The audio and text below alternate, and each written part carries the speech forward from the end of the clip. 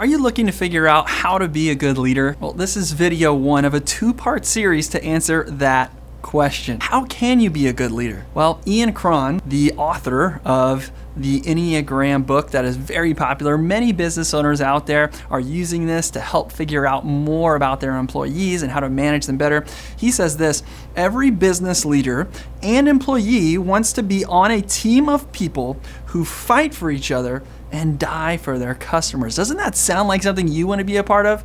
And I think that's something that everybody wants to be a part of. He is right on with this quote that every business leader and its employees wants to be on a team of people who are fighting for each other and die for their customers. So how can you be a good leader to help move people in a direction that's doing just that? The first thing you have to do is understand and know yourself. My name is Grant Botma, and I'm the owner of an Inc. 5000 fastest growing company in America, Stewardship. If you haven't already, subscribe to this channel. We are putting videos out once a week, and this is again video one of a two-part series on how to be a good leader. All right, so how can you be a good leader? It starts with knowing yourself.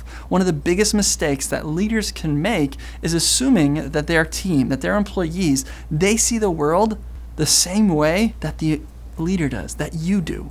That's just not true. That's just not going to happen. Listen, you have certain character traits. You have a certain history or past that has created the way that you respond to things, that has created the way that you attack things or analyze things.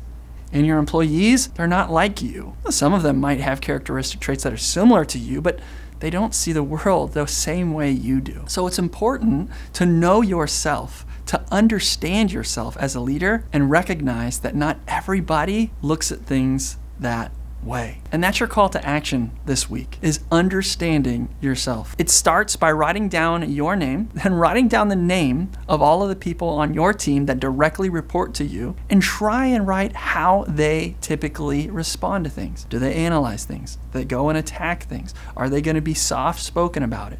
Are they going to be somebody who just attacks it in a way that's like, I don't care, I'm just going to try and get it done? How are people responding to certain situations, and how do they view the world? Write that down this week, and then for a bonus, go talk to each of them about it and say, hey, look, I'm trying to learn a little bit more about how you see the world, about how you respond to things in certain situations. Have I done this right? Have I analyzed you correctly? Again, good leaders know themselves, and they know and understand this truth, that not everyone on their team sees things the same way that they do. This Culture Course show is something that we do once a week. Please subscribe and hit the notification bell to get an email every single time one of these episodes comes out. This is video one of this two-part series of how to be a good leader. And being a good leader, I believe that it starts with understanding and knowing yourself. Follow through on that call to action this week. Write down not only your name, but the name of all the team members that you have, and try and figure out how they view the world.